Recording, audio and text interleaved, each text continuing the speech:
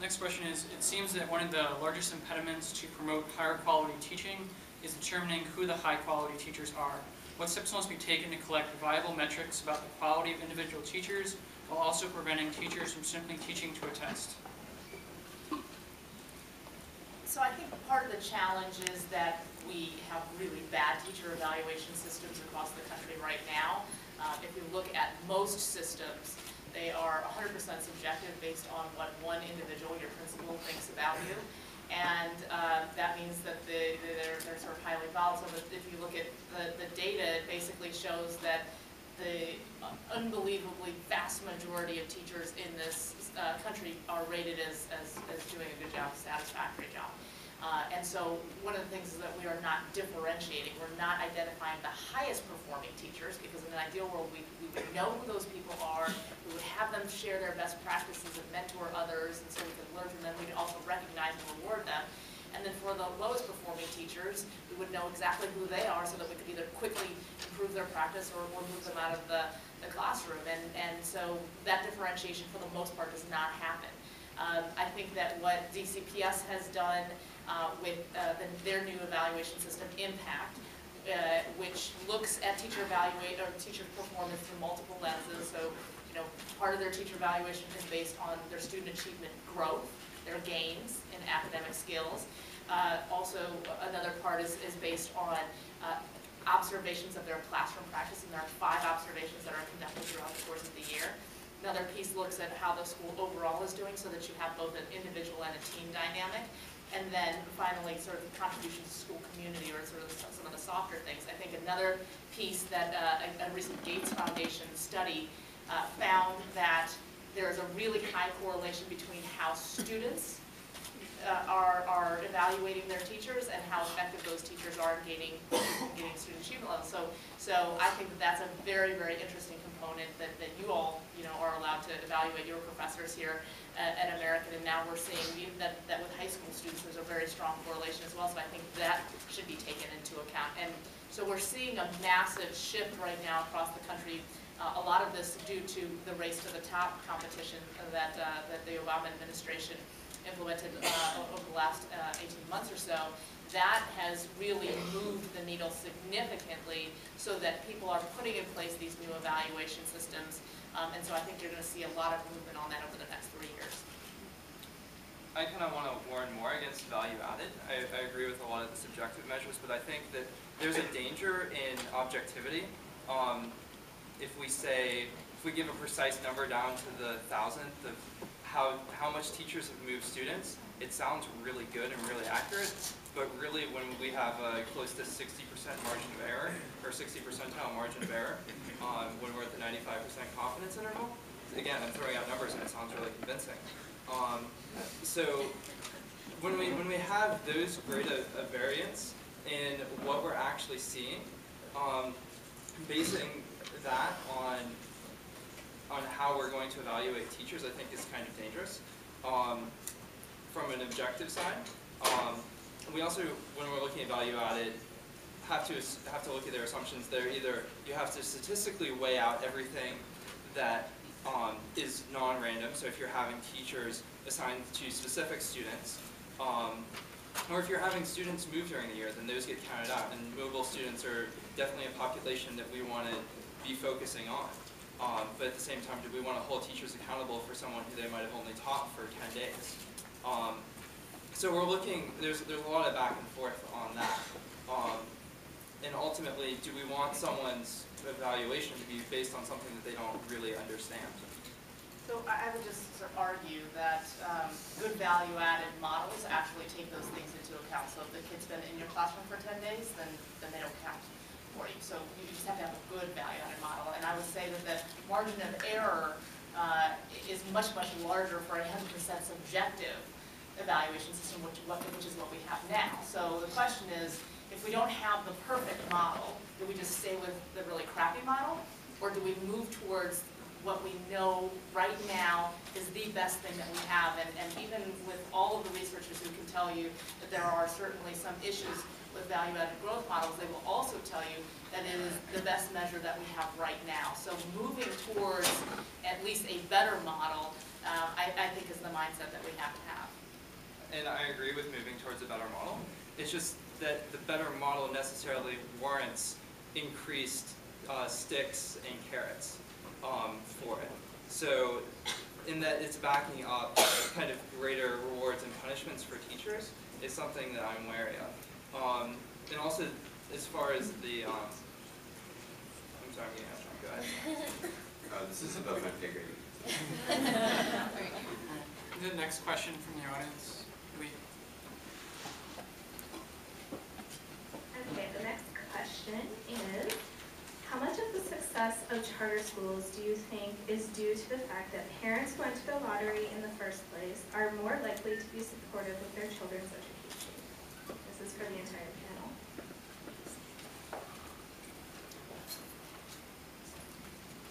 It definitely depends on the charter school. Some will have very strict discipline policies, which may actually remove students who might have just gotten in under the wire. In terms of being a less likely choice motivationally, just as a percentage of the pool. So that students who are maybe not college bound might be considered ineligible to return. Students who have other things might be conveniently eliminated. But at the same time, you'll have other charter schools that are very, very inclusive, especially the ones that are operating on the partnership model, where they don't choose which students they have. The students they have are the students that were in the school previously. I think one of the things that the movie is helpful with is showing that not all parents who are entering the lottery and sending their children to charter schools are fully informed, motivated parents. I mean, Casey's dad was like, she's going to go to college, I don't know, 6, 7, 8 years. You know, Anthony's grandmother was sort of saying, I kind of want him to go, but I kind of don't. Right? I mean, these are real people, and they're not necessarily people who are sitting next to their kids every day with the homework and that sort of thing. So I think that the explaining away of the results that the high-performing charter schools have gotten by just saying, oh, it's because those kids are, in families of motivated parents, I actually don't think that that's accurate. I think that you've got lots of parents whose kids are in charter schools who aren't, totally active, but it's the environment that the schools are creating and the expectations that they have that is really driving the performance levels of the kids. Ryan, next question. The next question asks, how are your attitudes towards education reform influenced by your tenure as a TFA corps member? This is specifically for you, Ms. Rhee. Sorry, can you repeat that? Oh, sure. How are your attitudes towards education reform influenced by your tenure as a TFA corps member? So I joined Teach for America right out of college, and I taught for 3 years. And the experience that I had in Baltimore changed the rest of my life. I mean, everything that I do every single day is driven by that experience that I had with that group of kids. And so there's just, a lot of, when I started teaching, there was this slogan that was very popular at the time. It was, all kids can learn, all children can learn, and so, it would get thrown around, and it was on posters everywhere and that sort of thing. And what I realized was that half the people who were sort of saying it or putting the poster up on the wall didn't actually really believe it. And I sort of lived through an experience where I actually saw kids who were coming in at the bottom and through hard work and discipline and a lot of focus and high expectations, their academic achievement grew significantly. And so I lived through knowing that it wasn't about the kids, who their parents were didn't change, their diets didn't change, their home lives didn't change, the violence in the community didn't change.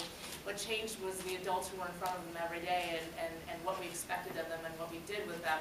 And so that belief in kids and what potential they have absolutely drives everything that I do in my professional life. The next question is, with state deficits soaring and major cuts to education funding projected across the country, how can we guarantee a high-quality education to the students most in need while managing scarce resources? Yeah, I'll take a gander at that. I mean, look, we make, at the state level, at the federal level, we make decisions that reflect our priorities for how we spend our money. And, very frankly, we've made a set of decisions which has led to the current state of affairs. We have not been responsible with the way that we've been raising federal revenue, with the Bush tax cuts, so on and so forth. That filters down to the state level with underfunded programs. We've also decided that when states' finances hit the fan, that we're not going to help them, and that's a choice. That's something that we are, as a country, are sort of, that's the state of affairs, and we're not trying to change it right now. So if we want the kind of America where when a recession hits, states can weather it and can continue to invest in their kids and can continue to provide the services that are needed during a recession, we can make those choices. And Roosevelt's proven that through we were putting together a federal budget proposal that does that. It's very possible. So, and I think this gets back to Michelle's point from earlier about the role that college students play in this dance, is that if your priority is that you want education to be funded, that's really something that it's your responsibility to convey both to your state policymakers and your federal policymakers. And I mean, these are choices we just make these choices every single day. So I actually think it's a bit of a false choice to say, there are scarce resources, we can't put money toward education. And I just want to make one separate point just to reflect on the reality of what's going on in Wisconsin. There's a real demonization of unions and public employees in the political dialogue right now, and I think that reflects something real in our economy. America is not a great place for people who aren't doctors, lawyers, business people right now. It's a scary place. It's a scary place for the middle class. And so when we have unions retrenching, digging in, that's a reflection of a situation that's really not their fault. That America is such a ruthless place for middle class people right now. And so, I would suggest that we look to address these problems collaboratively. And we've seen that in Baltimore with the teachers' union contract with the city. It's possible. You can come to really progressive, innovative solutions through doing it, and we don't have to vilify our public employees or decimate our education benefits. I completely agree that it's a false choice. The returns to education more than justify funding it, especially if you look at early childhood education, which has been the targets of some cuts. In New Mexico, for example, their programs, you see about a 22% return on investment. Anyone in the private sector would say, I'll load up on debt and take out investments in an investment that is going to, for a very low risk, give me a 22% return. They'll probably take things out of their own product and invest it instead. So I think it's crazy for us to make those kinds of cuts in education. A question that comes up here, though, is the U.S. really outspends any other country in terms of educational dollars per student, and we don't really see results commensurate with that spending. This is just kind of a guess. Maybe someone can give me a better idea of how right this is, but I think one of our main contributors to our high levels of educational spending relative to other countries is how much we spend on special education. Not to say that we should cut special education, but just because we have a greater focus on equity, that may be a reason why we're